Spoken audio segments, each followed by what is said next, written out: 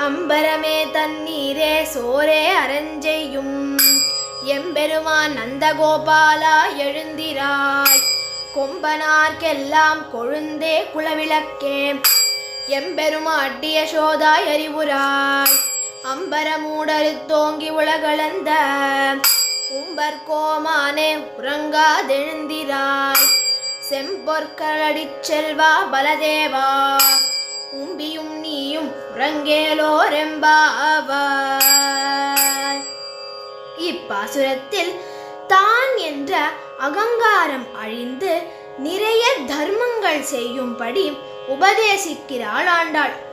மேலும் பிறர் திருப்தி அடையும்படி தர்மம் செய்யும் நந்தகோபரிடம் தாங்களும் இளகிய மனம் கொண்ட யசோதையும் தேவர்களின் தலைவனான கண்ணனும் செல்வ திருமகனான பலராமனும் உறக்கத்தில் இருந்து எழுந்து எங்களுக்கு தரிசனம் தர வேண்டும் என்று வேண்டுகிறாள்.